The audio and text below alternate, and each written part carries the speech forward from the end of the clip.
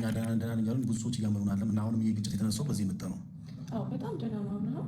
ምንድነው የእረፍት ማጣት፣ የጭንቀት መብዛት አዳዲስ ነገሮች ተሰምተዋል። በአብርሃም ቤተሰቦችና በሩታ መካከል አደገኛ ጸብ እዛው ሆስፒታል ውስጥ ተነስቷል። በዚህም ዶክተሯ ከሩታ ጎን ቆማለች። በዚህ ጉዳይ ዝርዝሩን ይዤላችሁ ቀርብ ያለው። በሌላ በኩል አብርሃም እንግዲህ አፍ አውጥቶ ቤተሰቦቹን ተናግሯቸዋል። አታስጨንቁኝ፣ ከሩታ ጋር መሄድ ነው ምፈልገው ሲል እንግዲህ ግልጹን ተናግረዋል ማለት ነው። በዚህም እንግዲህ ቤተሰቦቹ የተስፋ መቁረጥ ፊት ሲያሳዩ እንደነበረ ነው ከዛ የደረሰኝ መረጃ። በዚህ ጉዳይ ምላችሁ ነገር አለ። ወደ ጉዳይ ከመግባቴ በፊት ለዚህ ቻናል አዲስ ከሆናችሁ ላይክ፣ ሼር፣ ሰብስክራይብ በማድረግ ጀምሩ። የደውል ምልክቱንም አብሩት። አዳዲስ ነገሮች ሲደርሱ እንግዲህ ተከታታይ የማቀርብላችሁ ይሆናል። አሁን ወደ ጉዳይ እገባለሁ። በመጀመሪያም እንግዲህ ትላንትና ከሆስፒታል ሲወጡ በሆስፒታል ውስጥ አደገኛ ጸብ ተነስቶ ነበረ። አብርሃም ከማጋ ይሆናል በሚል እንግዲህ በመሀላቸው ጭቅጭቅ ተፈጥሮ ነበረ። እንደዚያውም እንግዲህ ሆስፒታሉንም በጣም ሲበጠብጡ እንደነበረ ነው ከአቅራቢያ እንደሰማሁት ከሆነ። በዚህም እንግዲህ በጣም ሲጨቃጨቁና አብርሃም ከኔጋ ነው የሚሆኑ ሲሉ ነበረ። የአብርሃም ቤተሰቦችም እንግዲህ እስኪሻለው ድረስ እንግዲህ ቡዜ ጋር ይቀመጥ ሲሉ ነበረ ሩታን ለማሳመን ሲሞክሩ የነበረው። ነገር ግን ሩታ ደግሞ አሁን ላይ አብርሃም ደህና ነው፣ ዶክተሯ እንደሰማችሁት ነው እንግዲህ እሱ ደህና ነው፣ ስለዚህ ከኛ ጋር ነው የሚሄደው፣ አሁን ላይ ምንም ነገር እናንተ አታስፈልጉትም፣ እንደዛ ስጨቀጭቁን ነበር፣ ይሄው ሆስፒታል መጥተናል፣ ነገር ግን ምንም አልተፈጠረም፣ ልጁ ደህና እንደሆነ ነው ዶክተሯም የተናገረችው፣ ስለዚህ ከኛ ጋር ነው መሄድ ያለበት ብሎ እንግዲህ በመሀላቸው አደገኛ ጸብ ተነስቶ እንደነበረ ነው የሰማሁት። በዚህም ሆስፒታሉን ሲበጠብጡ የሰማችው ዶክተሯ እንግዲህ ወደ ቢሮ አስጠርታቸው ችግራቸውን ጠይቃ ነበረ። በዚህም ሩታ እንግዲህ ልጁ ደህና ነው አይደለ ስትል ዶክተሯን ጠይቃት ነበረ። ልጁ አዎ ደህና ነው፣ አብርሃም አሁን ላይ ትንሽ ብቻ እረፍት ነው፣ ጭንቀት ነው የማይፈልገው ስትል ዶክተሯ ተናግራ ነበር። በዚህም እንግዲህ ከኔ ጋር ነው መሆን ያለበት፣ አብርሃም የሚፈልገው ከኔ ጋር መሆንን ነው፣ ስለዚህ እነሱ ደግሞ እየተጨቃጨቁኝ ነው ነገሪያቸው ዶክተር ስትል ነበር እንግዲህ ለአብርሃም ቤተሰቦች የሰጠቻቸው ምላሽ ማለት ነው። በዚህም ዶክተሯ እንግዲህ ከሩታ ጎን በመሆን ነው እዚህ ላይ አሁን ላይ እንግዲህ ልጁ የሚፈልገው ከሚስቱ ጋር ከሆነ ከሚስቱ ጋር እንዲሆን ተውት ስትል ነው ዶክተሯ የተናገረችው። ይህንንም ተከትሎ አሁን ላይ ለልጁ የሚበጀው ከራሱ ከገዛ ልጁ ጋርና ሚስቱ ጋር ቢሆን ነው። ያ ደግሞ ጭንቀቱን ይቀንስለታል። ስለዚህ ቤተሰቦቹ የምታስቡለት ከሆነ አሁን ላይ እንግዲህ የልጁን ምርጫ ልታከብሩለት ይገባል። በዚህም ከጭንቀት ልትገላገሉትና ልጁ እንዲሻለው የምትፈልጉ ከሆነ እሱ የሚፈልገውን ነገር በማድረግ ብትተባበሩት ለእናንተም ነገሮች ይቀሉላችኋል ስትል ነው እንግዲህ ዶክተሯ የአብርሃምን ቤተሰቦች ያስረዳቻቸው። በዚህም እንግዲህ አሁን ላይ ለአብርሃም የሚጠቅመው እሱ የፈለገውን ነገር ማድረጉና አሁን ላይ ከጭንቀት የሚገላግለውን ነገር ማድረግ ስለሆነ ከቻላችሁ ባትጨቃጨቁ ጥሩ ነው።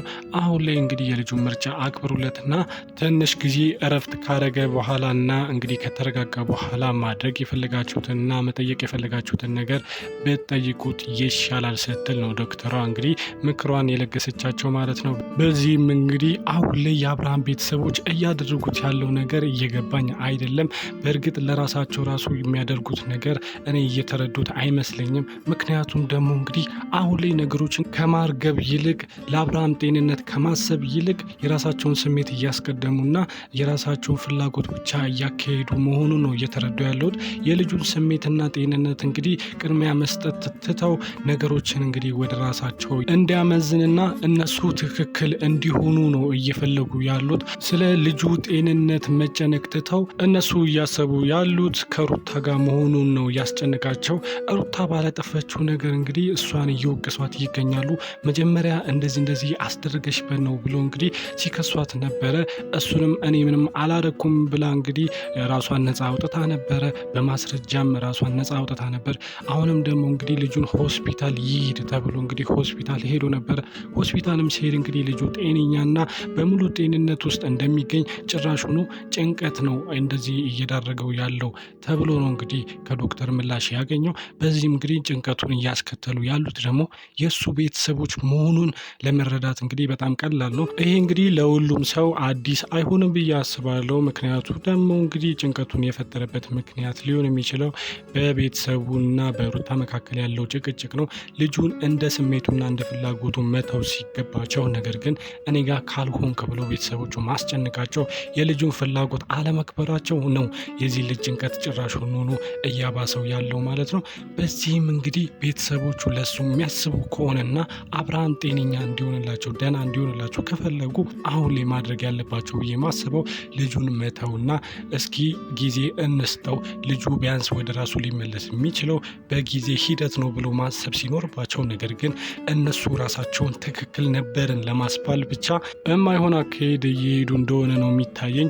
ልጁንም እንግዲህ አሁን ላይ ለፊንት ዳርገውታል። በቀጣይ ደግሞ ምን ሊሆን እንደሚችል አይታወቅም። ከዚህ የባሰ ችግር እንዳያጋጥመው መጠንቀቅ ሲገባቸው ነገሮችን ጭራሽ እያባባሱት እንደሚገኙ ነው የሚታየኝ። ተመልካቾች በዚህ ጉዳይ እንግዲህ ሀሳቤን ትጋሩኛላችሁ ብዬ አስባለሁ። ነገር ግን እስኪ እናንተስ ሀሳብ ምንድን ነው? በዚህ ጉዳይ ላይ ምን ታስባላችሁ?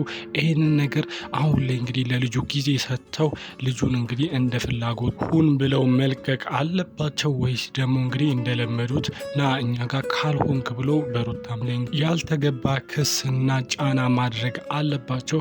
እስኪ የእናንተስ ሀሳብ ምንድን ነው? ማነውስ ጥፋተኛው? ሀሳብ አስተያየታችሁን ኮመንት ስራ አስቀምጡልኝ። በሌላ በኩል ደግሞ አብርሃም እንግዲህ ሀሳቡን ቆፍጠን ብሎ ገልጿል። በዚህም እንግዲህ የአብርሃም ቤተሰቦች አስደንግጧል። አሁን ላይ ከሩታ ጋር መሆን ነው የምፈልገው፣ እባካችሁ አታስጨንቁኝ፣ አሁን ላይ እናንተ ናችሁ እያሳመማችሁኝ ያለው ሲል ነው እንግዲህ ልጁ ቤተሰቦቹን የተናገራቸው ማለት ነው። በዚህም እንግዲህ እባካችሁ አታስጨንቁኝ፣ ከሩታ ጋርና ከልጄ ጋር ነው መሆን የምፈልገው፣ ምንም አልሆንኩም፣ አላመመኝም፣ ጭንቀት እየፈጠራችሁብኝ ያላችሁት እናንተው ራሳችሁ ነው ሲል ነው እንግዲህ ዶክተሯ ፊት የተናገረው። በዚህም እንግዲህ እኔ ምንም አልሆንኩም ከሩታና ከልጄ ጋር ነው መሆን የምፈልገው በማለት ነው እንግዲህ ቤተሰቦቹን የተናገራቸው። በዚህም እንግዲህ ወንድሙም ዴቭም ቡዜም እንግዲህ አሁን ላይ ልክ አይደለም፣ የምትናገረው ነገር ልክ አይደለም፣ እኛ እኮ ቤተሰቦችህ ነን፣ እንዴት እንደዚህ ትለናለህ በማለት ሲናገሩት እና ለዚህ ሁሉ የዳረጉክ እነ ሩታና ኤፍሬም ናቸው ሲሉ እንግዲህ አሁንም ሩታን ከሷታል። ሩታም እንግዲህ ልጁ መጀመሪያውኑም እንደዚህ ነበረ፣ ሄርሜላ ከመጣች በኋላ ነበረ ጸባዩ የተለወጠው፣ አሁን ደግሞ ወደ ቀልቡ ተመልሶ ከኔ ጋር ነው፣ ምን አድርጊ ነው ምትሉኝ ስትል ነው እንግዲህ ለአብርሃም ቤተሰቦች የተናገረችው። በዚህም እንግዲህ የአብርሃም ቤተሰቦች ከኛ ጋር መሆን አለብህ፣ እንደዚህ አትብለን፣ ልክ አይደለህም፣ አሟል ሲሉ እንግዲህ እየነገሩት ነበር።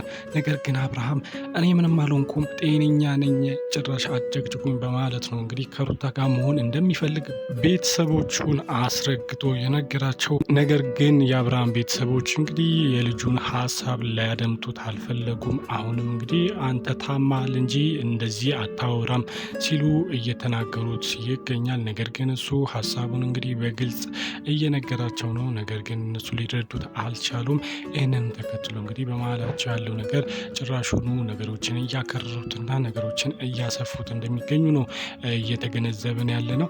በዚህም ተመልካቾች እናንተ ሀሳብስ ምንድን ነው? አብርሃም የሚለው ነገር እውነት ከልቡ ነው ወይስ ደግሞ እንግዲህ እንደሚሉት ሌላ ነገር ይዞት ነው? ታሙ ነው ወይስ ምን ሆኖ ነው? እናንተስ ሀሳባችሁ ምንድን ነው?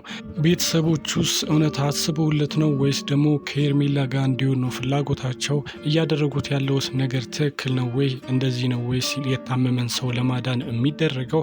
ምን ታስባላችሁ? ሀሳብ አስተያየታችሁን እስኪ ኮመንት ስራ አስቀምጡልኝ። ተመልካቾች ለዛሬ ያስኩላችሁ አዳዲስ ነገሮች እነዚህን ይመስሉ ነበረ።